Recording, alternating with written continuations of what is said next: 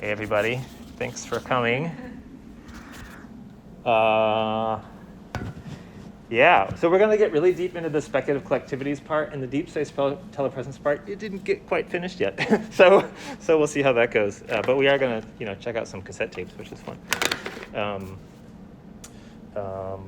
Yeah, let's do it. All right. I'm Rob Ray. I use he, him pronouns. I'm a designer. I'm a professor of design at Cal State San Bernardino. Go Coyotes. Ow! And I'm an extended realities nerd. Thanks to the new Media Caucus. This is my first time presenting at this wonderful event. It's a thing I've been sort of adjacent to for over a decade or something, and I was just like, who are those people over there? So here I am. Now I know some of you. Just to recognize the land we're on, Virginia Tech is on the ancestral land of the Tuchelo and Monacan people. Virginia Tech and its community and guests like me have benefited and continue to benefit from the occupation and use of this land since the institution's founding through the Morrill Act in 1862. In my talk today, I'll be speaking about several places in U.S. America that are deeply inspiring to me, some places I lived.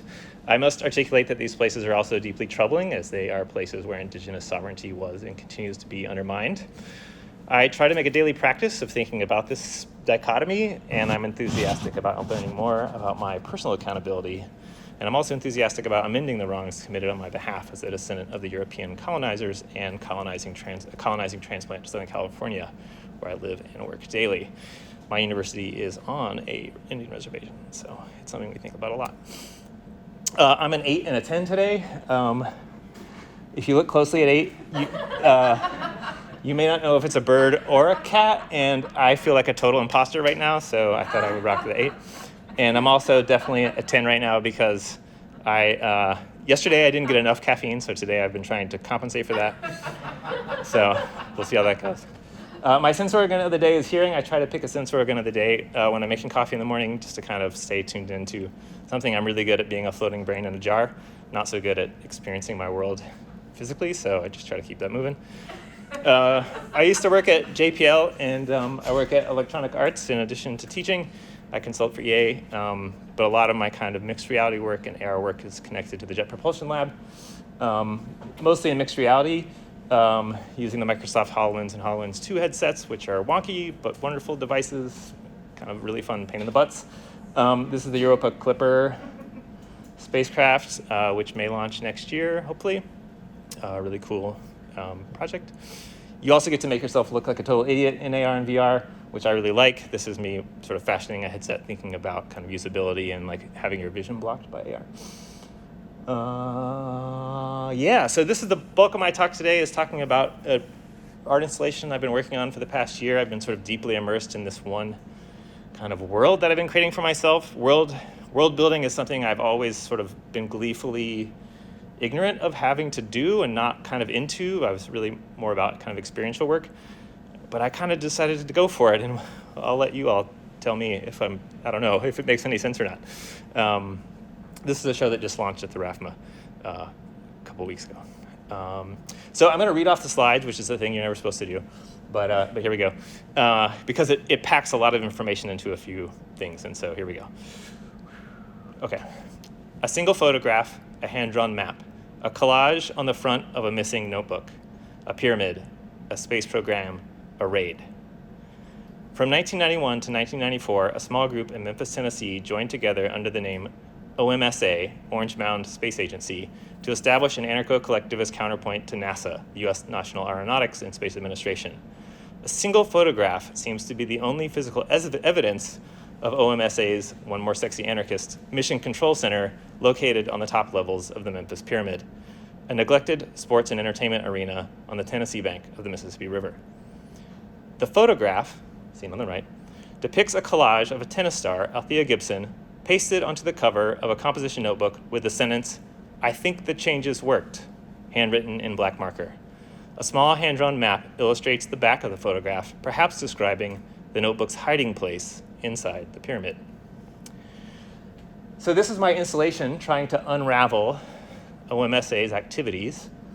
And so the question maybe is, what information can be salvaged about OMSA? Okay, meanwhile, stop asking. From my interactive installation, imagine the long ago dissolved group's creative and scientific endeavors inside the Memphis Pyramid. So here you see some 124 scale models of the collective's activities inside the pyramid up on the top. A lot of them skate and stuff, and so they kind of made this plywood platform for themselves and garbage dived a bunch of computers and other stuff, and they developed a collective ideation system for themselves to prevent a kind of single voice from being louder than others by dumpster diving blackboards from the Shelby County school system.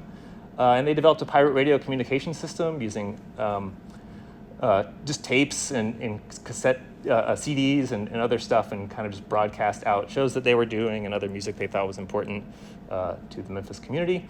And that radio station is called KDZU. If you're from the South, this might unfurl into the word kudzu, which you know is an incredibly invasive species in the South and takes over everything. And I thought it's a pretty nice name for a radio station also. This is, again, a kind of 1-to-1 scale installation of the imagined radio station, little radio station call log there, commemorative pyramid coffee mug. This is some of the CDs played from that era: Black Sheep, Public Enemy, got the Coup in there, Leader of the New School. This is some cassette tapes from the collection.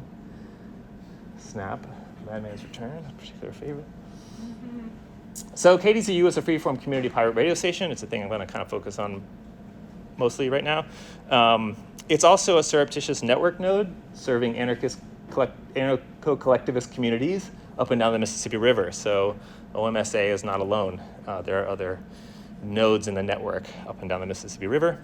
And all of these communities are, dumpster diving their faces off, right? But they need to share a lot of hardware, software, and brain power because the network of collectives are building a space probe, hoping to land on this exoplanet and then beam that experience back to Earth. Stay tuned about that. When I make that, well, I'll talk about that. But that's the goal. That's what they're doing. So KDZU. Each cassette and CD contains an encoded message. And when this media is played on the radio, the hardware share, whether they have something to share or they have something they need, is broadcast to those who can decode these messages. And so here's 3 cassette tapes. 2 of them are here. This is classic Wire cassette tape and Outcast tape here. So for those of you who've never maybe experienced a cassette tape before, I encourage you to come up. They're quite fun. I lost one somewhere between the hotel and here, I think, and that's a real downside of cassette tapes. Spotify can now hook me up, but back in the day, it wasn't really a thing. So how does the encoding work, right? Well, you have this thing called the pyramidal encoder, which they developed. And the pyramidal encoder takes a piece of hardware. In this case, the mission is called Alice, the need is a color CRT, and the location is St. Louis. And then there's the radio DJ encodes a voice message into the transmission as well. So, the collective in St. Louis needs a large color monitor, anyone can spare, any condition. And then it's encoded into the cassette tape itself. So then when a piece of media from the cassette tape is played over KDZU, the community gets that song, but then also decoders get the hardware request or the hardware give. Now here's a give. This mission is Wilma. They're in Minneapolis, and they have a bench grinder. And the collective has a bench grinder to spare. So if anyone needs a bench grinder, they've got one available to you, and they have a whole kind of armada that they use up and down the Mississippi River to transport their equipment up and down. And then this is Poor Righteous Teachers cassette tape. When Poor Righteous Teachers is played, the Memphis mission, Althea, they are broadcasting. They have a 100-watt solar panel to spare. They've been using solar panels up on the top of the pyramid to power all their systems and also grow plants and stuff. And the collective in Memphis has an extra 100-watt solar panel. Does anybody need some extra juice? KDZU plays that over the air. So the pyramidal decoder, which is my augmented reality application, tries to unfurl the messages that are encoded into these cassette tapes, right? So we have the cassette tapes now. The question is, how do you get what they had sent back in the day in 1992 out of them? So the pyramidal decoder unpacks this, right, into the 3 components: the mission, the need, and the location, the voice message from the radio DJ who originally encoded it, and then a 3D model of the file. And so let's check it out. Hopefully this won't be too loud. This is the Pyramidal Decoder app. It runs on Android and iOS. There we see, looking at a cassette tape. That's the solar panel. We've got mission information.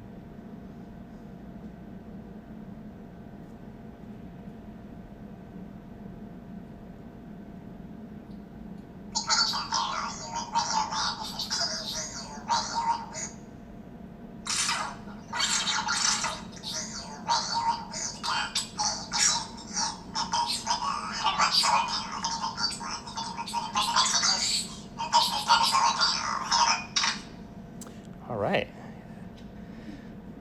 So augmented reality, for me, is kind of used to weave a perspective into the world building, and this perspective really communicates that internal intentions of the organization, so understanding their kind of more secretive or underground activities, and AR is kind of used as a way for me to kind of extract those up out and really kind of meet someone in the installation's curiosity, right? So if they kind of dig a little bit further than the casual viewer, they're kind of rewarded with this AR layer that you wouldn't necessarily get just right on its face.